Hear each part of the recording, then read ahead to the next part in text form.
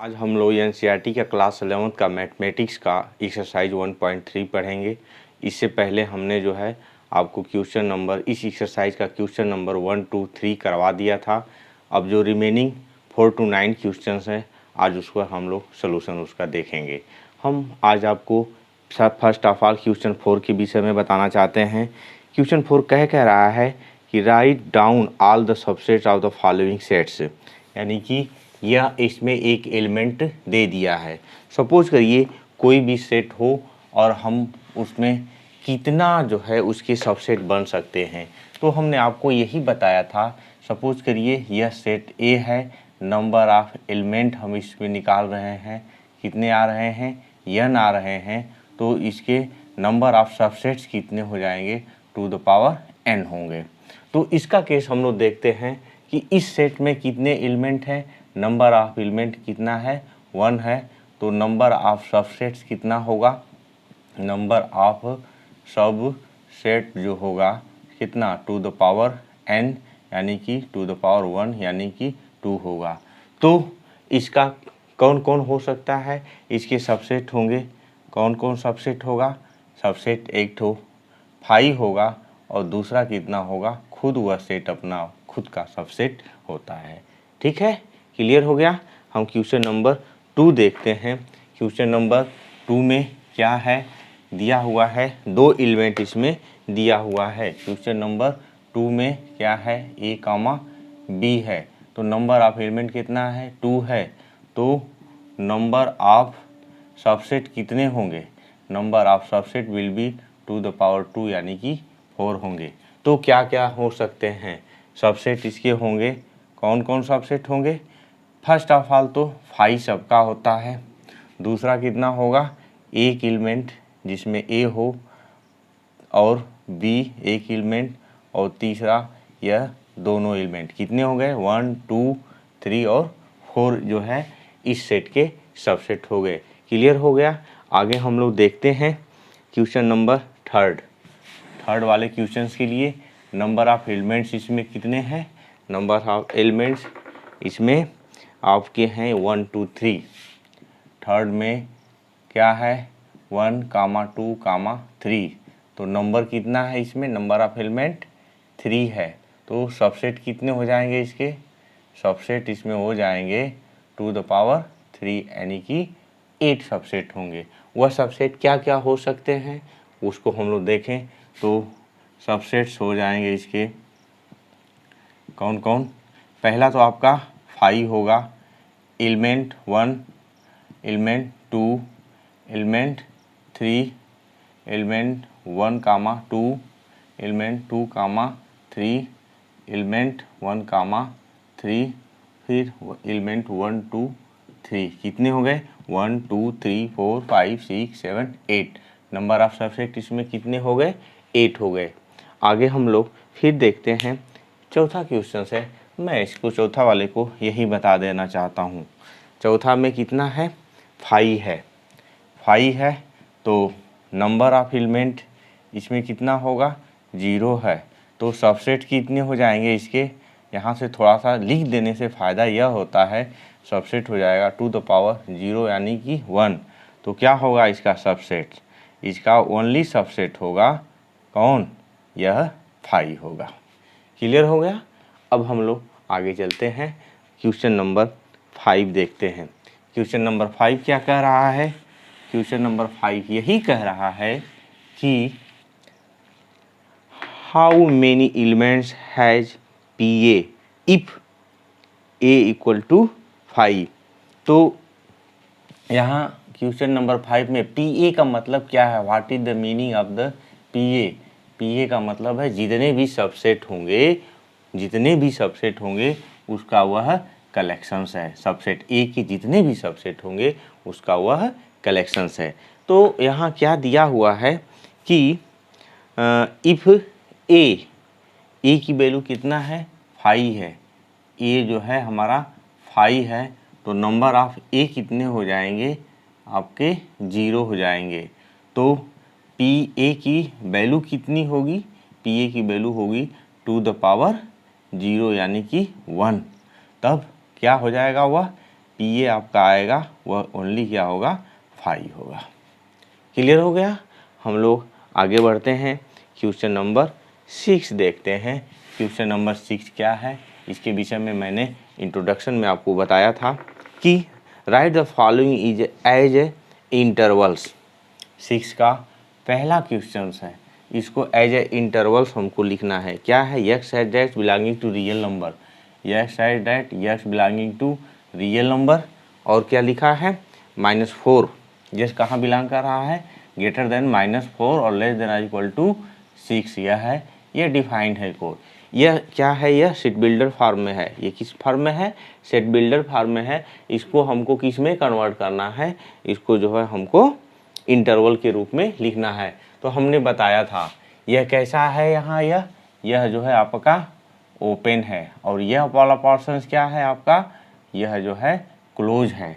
तब आप क्या करिएगा, वो कैसे लिखते थे, सिंपल सी बात है, इसको जो है हम लोग लिख देते थे, यहाँ ओपन रहता था तो ओपन के लिए स्मॉल ब्रैकेट और क्लोज के लिए स्क्वायर ब्रैकेट। इस तरह से यह आपका -4 कामा कितना हो जाएगा 6 हो जाएगा। क्लियर हुआ। अब इसका दूसरा पार्सन है, क्या दे रहा है दूसरे वाले में कि यह such that x belonging to real number, और वह एक्स कैसे है, वह जो है दोनों ओपन इंटरवल है, यानी कि ग्रेटर देन -12 और लेस देन -10 के है। तो यहाँ ये दोनों क्या है आपका ओपन इंटरवल है। जब ओपन इंटरवल है तो इसके लिए आप इसको क्या लिखेंगे, इसके लिए जो है आप कर्व ब्रैकेट लिखेंगे, यह 12 हो जाएगा और कामा -10 हो गया। ठीक है, आगे हम लोग देखते हैं question number 3 and 4। Question number 3 और 4 क्या कह रहा है, इसके विषय में हम लोग स्टडी करते हैं। 4 कह रहा है, 3 कह रहा है, 6 का 3 कह रहा है कि x at that x belonging to real number, x at that x belonging to real number greater than x और less than equal to greater equal to x और लेस देन 7 है। यहाँ आप क्या देख रहे हैं, यह क्लोज इंटरवल है, यह क्या है आपका ओपन है। तो इसको हम लोग कैसे लिख देंगे, इसको इस तरह से बनाएंगे और कामा 7, और यह हो गया आपका क्लोज ओपन इंटरवल हो गया।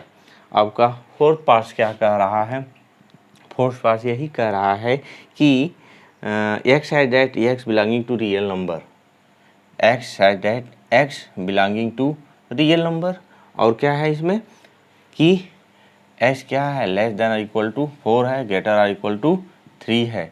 यहाँ आप क्या देख रहे हैं कि दोनों क्या है, ये भी क्लोज है और ये भी क्लोज है। तो इसको कैसे लिख सकते हैं, 3 कामा 4 और ये आपका स्क्वायर ब्रैकेट, ये इंटरवल हो गया। ठीक है, ओके। तो हम लोग आगे चलते हैं। Right the following interval in set builder form. Just इसका अपोजिट है आपका क्वेश्चन नंबर 7। आइए उसको देखते हैं।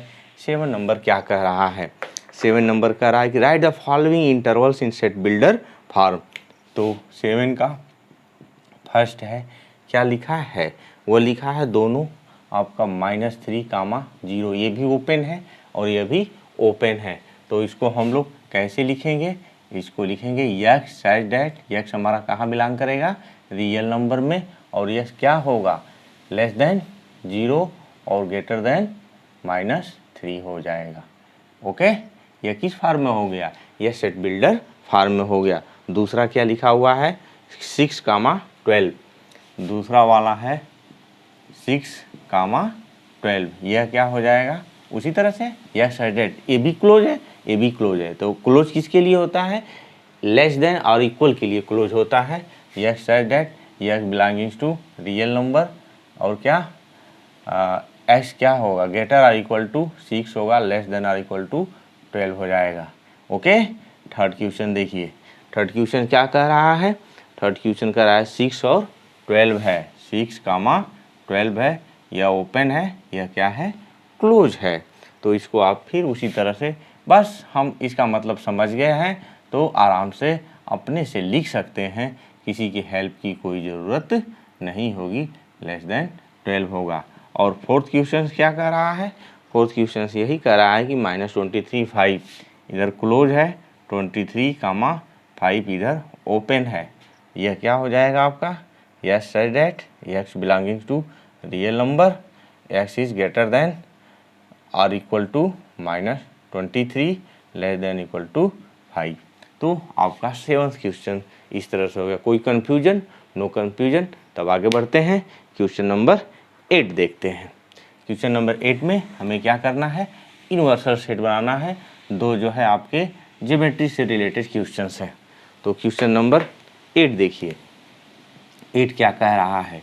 पहला क्या है कि the set of right triangles, the set of right triangles है। इसके लिए क्या बनाना है आपको, यूनिवर्सल सेट्स बनाना है। Would you propose for each of the following. तो हम देखते हैं पहला question, the set of all right triangles, the set of all right triangles, क्या है, राइट ट्रिंगल्स है।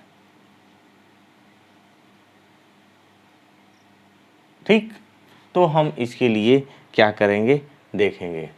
तब यह इसमें क्या होगा, केवल राइट एंगल ट्रिंगल होंगे। तो इसका यूनिवर्सल सेट क्या होगा, इसका यूनिवर्सल सेट हो जाएगा, इसका क्या होगा कि the set of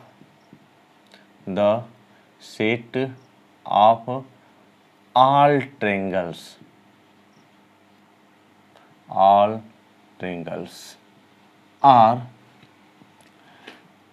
the set of all polygons, जितने भी पॉलीगॉन्स होंगे चाहे सभी ट्रिंगल्स होंगे, सब क्या होने चाहिए, सभी ट्रिंगल्स में यह क्या होगा, राइट एंगल ट्रिंगल्स आ जाएंगे। चाहे पॉलीगॉन्स में होता है तो पॉलीगॉन्स में क्या है आपके जो है कहाँ से शुरू होगा, पॉलीगॉन्स में 3 जो है उसका क्या कहते हैं साइड्स होगा, 4 साइड्स हो सकता है, 5 साइड्स हो सकता है।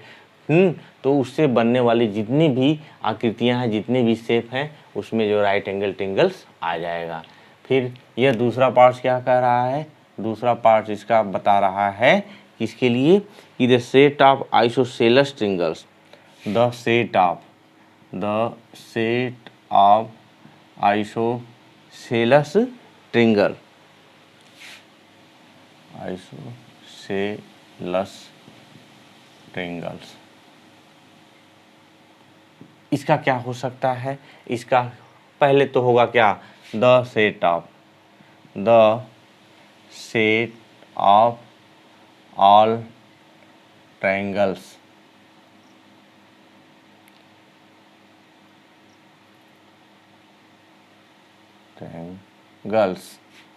Are the set of all polygons और क्या हो सकता है, the set of all 2D 2 dimensional shapes, किसका शेप्स, 2 डायमेंशनल शेप्स, इसको हम 2D शेप्स भी कह सकते हैं। ओके, ये 8वां क्वेश्चन आपका हो गया। 9वां क्वेश्चन क्या कह रहा है कि कोई सेट दिया हुआ है, given the set A 1, 3, 5, B 2, 4, 6, C 0, 2, 4, 6, 8, each of the following may be the considered as the intervals universal set for the all these 3 sets A, B and C। पहला क्या है, मतलब कि आपके सेट ए में एक ऑप्शन दिया हुआ है, किस चीज़ का ऑप्शन दिया हुआ है कि वह कुछ एलिमेंट्स हैं, सेट बी में भी कुछ एलिमेंट है और सेट सी में भी कुछ एलिमेंट है। तो 9वां है, 9वां में पहले आपका ए इक्वल टू है 1, 3, 5, बी इक्वल टू है कितना है 2, 4, 6 और C इक्वल टू है 0, 2, 4, 0, 2, 4, 6 और 8 है। अब पहला चीज़ का स्टडी हम लोग करते हैं, क्या दिया हुआ है, पहला वाला कि 0, 1, 2, 3, 4, 5, 6 यह चीज़ दिया हुआ है। तो यहाँ देखिए, सपोज करिए यह हम कोई एक सेट ले लेते हैं, इसी सेट को हम लोग कोई यूनिवर्सल सेट मानते हैं। तो यहाँ से हम मान लेते हैं कि यह क्या आपका U है। U नहीं मानेंगे, यूनिवर्सल सेट जब रहता है तब मानते हैं। तो यहाँ देख रहे हैं कोई हम इसको एक नया नाम दे देते हैं। सपोज करिए यह एक कोई सेट हमारा कुछ भी लेट कर लेते हैं, MN कुछ भी लेट कर लेते हैं। तो यहाँ हम क्या देख रहे हैं, A की एलिमेंट 1 है, 3 है और 5 इसमें बिलोंग कर रहा है। यहाँ क्या देख रहे हैं, 2 बिलोंग कर रहा है, 4 बिलोंग कर रहा है और 6 बिलोंग कर रहा है। 2, 4, 6 इसमें बिलोंग कर रहा है, यानी कि A is subset of M और B is also subset of M। But हम क्या देख रहे हैं कि C is not subset of है, C is not subset of M, hence M is not universal set. यह जो है यूनिवर्सल सेट नहीं है। क्लियर हो गया। A तो बिलोंग कर रहा, 1 है, 3, 5 बिलोंग कर रहा है इसमें, B तो भी बिलोंग कर रहा है, बट C बिलोंग नहीं कर रहा है। तो केवल 2 के बिलोंग करने से हम इसको यूनिवर्सल सेट नहीं कर सकते। यूनिवर्सल सेट जितने भी सबसेट होंगे वो इसमें क्या करेंगे, बिलोंग करना चाहिए। क्लियर हो गया। अगला क्वेश्चन देखते हैं हम। दूसरा वाला क्वेश्चन वह क्या कह रहा है, 5 है। दूसरा में कह रहा है कि क्या यह यूनिवर्सल सेट हो सकता है। तो हम यहाँ देखते हैं 5, तो A does not belong to 5, B does not belong to 5, C does not belong to 5, यानी कि यह जो है A सबसेट 5 का नहीं है, B सबसेट 5 का नहीं है, C सबसेट 5 का नहीं है, इसलिए 5 इज नॉट यूनिवर्सल सेट, यह यूनिवर्सल सेट नहीं है। क्लियर हो गया। अब हम थर्ड वाला देखते हैं। थर्ड वाला क्या कह रहा है, इसके विषय में स्टडी करते हैं। थर्ड वाला है आपका 0, 1, 2, 3, 0, 1, 2, 3, 4, 5, 6, 7, 8, 9 और 10 है। इसके विषय में हमको टेस्ट करना है। सपोज कर लेते हैं यह सेट क्या है आपका, M है, इसको हम लोग लेट कर लेते हैं। तो अब देखिए A 1, 3, 5, 1, 3, 5, यानी कि A is subset of M है। ओके। और फिर देखते हैं B क्या है, B 2, 4, 6, 2, 4, 6, B is also subset of M, ये भी है सही। अब हम देख रहे हैं C क्या है, 0, 2, 4 और 6 और 8, C also subset of M, hence क्या कि M इसका क्या है आपका यूनिवर्सल सेट है। क्लियर हो गया। आगे चलते हैं, क्वेश्चन नंबर 4 देखते हैं। क्वेश्चन नंबर 4 क्या कह रहा है, इसके विषय में हम लोग स्टडी करते हैं। तो 4 क्या है आपका, 1 से लेकर के 8 तक के नंबर्स हैं। 1, 2, 3, 4, 5, 6, 7, 8 हो गया। अब यहाँ क्या है, A 1, 3, 5, यानी कि इसको भी हम लेट कर लेते हैं, M लेट कर लेते हैं। तो क्या है, A is subset of M। B देखते हैं, 2 है, 4 है, 6 है, B is also subset of M। C क्या है, 0, 2, 4, 6, 8, तो यहाँ एटलीस्ट 1 एलिमेंट इसका जो है 0 जो है इसमें बिलोंग नहीं कर रहा है। तो हम कहेंगे कि C is not subset of M, hence क्यों, ये भी बात है ना कि 0 does not belonging to M, 0 M में बिलोंग नहीं कर रहा है, इसलिए भी इसका सबसेट नहीं है। इसका क्या मतलब निकला कि M is not universal set, यह आपका यूनिवर्सल सेट नहीं है। क्लियर हो गया। तो यह एक्सरसाइज ख़त्म हुई। आपको अच्छा लगा तो आप मेरे चैनल को सब्सक्राइब ज़रूर करें और बेल आइकन ज़रूर दबाएं, ताकि जो है अगली वीडियो, अगले एक्सरसाइज, अगली टॉपिक मैं आपको समझाऊं तो उसकी सूचना मैं आपको दे सकूं। बहुत बहुत धन्यवाद।